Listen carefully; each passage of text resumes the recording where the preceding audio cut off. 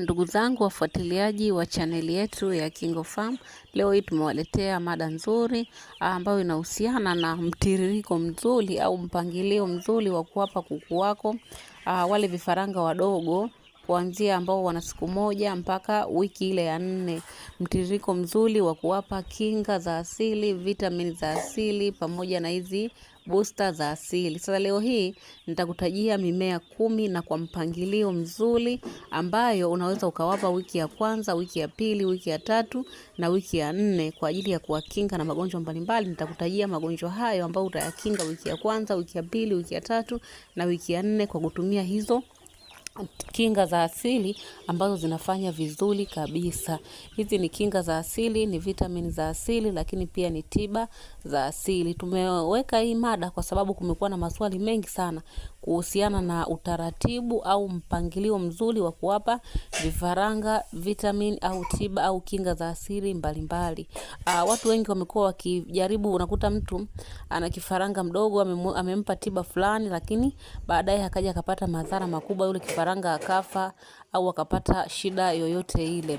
Sasa hapa huwa tunaona inakuwa ni shida kidogo kwa sababu ya kumwelekeza mtu mmoja mmoja hiki ufanyaje, ndio maana tumeleta makala hii. Kwa hiyo ninakuomba usikilize kwa makini ili ujue wiki ya kwanza unatakiwa uwape kitu gani kama unataka vifaranga wako wasishambuliwe na magonjwa, lakini pia wawe na afya bora. Wiki ya pili, wiki ya 3 na wiki ya 4. Na nimekuletea tiba 10 au kinga 10 au vitamini 10 ambazo zinafanya vizuri kwa vifaranga chini ya wiki 4, kuanzia wiki ya kwanza mpaka wiki 4. Zinafanya vizuri sana. Ukitaka usisumbuliwe na changamoto ya magonjwa kwa kuku wako, magonjwa mbalimbali kama magonjwa ya kideri, gomboro, magonjwa ya typhoid, mafua, ukitaka usisumbuliwe na magonjwa haya, basi jitahidi kuzitumia vizuri. Hata magonjwa ya miharo mbalimbali, kwa sababu vifaranga wadogo pia kuanzia wiki ya pili na kuendelea, usipokuwa makini huwa wanaanzisha miharo. Kwa ili kuepukana na hii changamoto, basi nisikilize kwa makini, tumia vizuri hizo kinga za asili nitakazokupa ili uweze kupata matokeo mazuri.